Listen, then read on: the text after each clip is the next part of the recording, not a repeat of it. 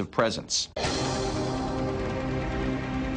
So many times the debunkers try to explain abductions as people simply mimicking and repeating stories that have been passed around over the years. Well, here's some people who had nothing to go by.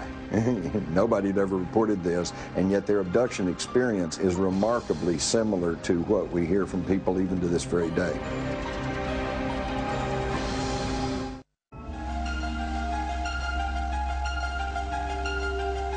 The Betty and Barney Hill abduction story broke in the 1960s and was soon followed by many more. The general public became entranced with the idea that alien spaceships were visiting Earth and that extraterrestrials known as the Greys were abducting humans. But in 1969, the US Air Force dismissed these accounts in an investigation codenamed Project Blue Book. The report concluded UFOs constituted no direct threat to the United States. Sightings of unidentified flying objects were the result of a mild form of mass hysteria, or, quote, war nerves, hoaxes, publicity seekers, psychopathological persons, and the misidentification of various conventional objects. And there is nothing in the records which would indicate that we have been visited by any advanced civilization. With that, the US Air Force declared the case closed. However, ufologists were not convinced by Project Blue Book. Many believe that the US government has been involved in a cover-up of cosmic proportions ever since the Roswell case. It really has to be said that Blue Book was nothing more than a PR effort by the Air Force to explain away UFO phenomenon. I think early on in the 40s and 50s, when they began to learn, they meaning the government, that UFOs, extraterrestrials, were probably a reality, I think it scared them to death because, number one, they feared public panic, disruption of the social systems, religious systems, and they were loath to admit that they could not control the skies over the nation.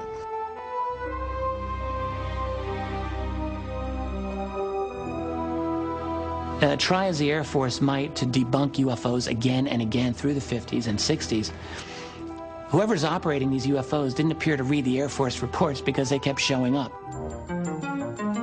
Ufologists argue that Project Blue Book cannot account for a large number of cases.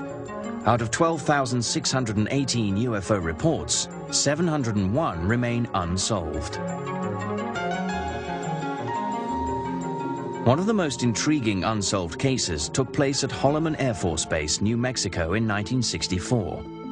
According to the story, an alien spaceship landed at the base. Several Greys emerged and were greeted by US military personnel. It later became the basis for the famous closing sequence in Steven Spielberg's Close Encounters of the Third Kind. This is absolutely, something we cannot confirm. However, it has to be said that a rumor of this came out immediately. An airman at Holloman Air Force Base who went into the town and started talking about this. And according to the accounts, he was highly distressed, very upset, didn't know what to do, and he was not seen again.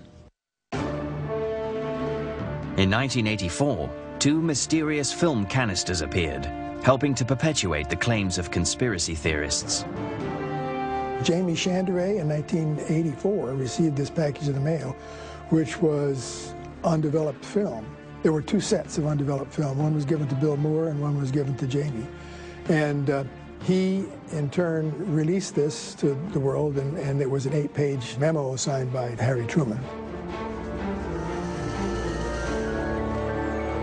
Known as the Majestic 12, or MJ-12 documents, they suggested that on the 9th of July 1947, US President Harry Truman had authorized 12 high-ranking military and national security personnel to conduct a covert mission, a top-secret research and development intelligence operation responsible directly and only to the President of the United States.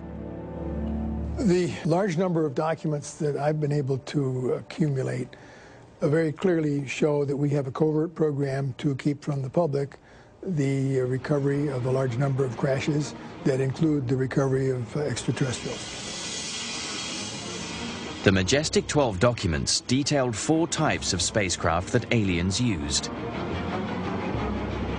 They included disc, cigar, circular, and triangular-shaped craft. But most intriguingly of all, within the pages of the MJ-12 documents, there is, for the first time in history, acknowledgement of alien beings that are known as the Greys. In these official-looking papers, they're called Extraterrestrial Biological Entities, or EBEs. There was a special operations manual called Extraterrestrial Entities and Technology, Recovery and Disposal.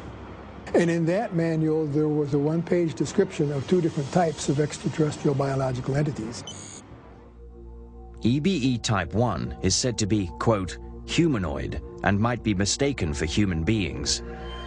They are bipedal, 5 to 5 feet 4 inches in height, and weigh 80 to 100 pounds.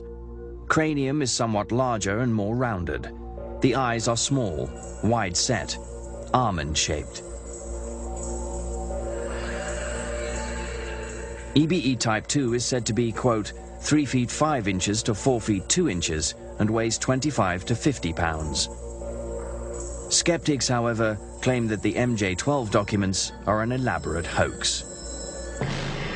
These were bogus. These were dummied-up documents somebody made using an old typewriter and finding a signature off of a genuine Truman document and cutting and pasting and re-photocopying. And they are obvious and provable forgeries and fakes. If these are faked, it is what you call an inside job, and that is a government job, someone who had access to information that was restricted at the very least.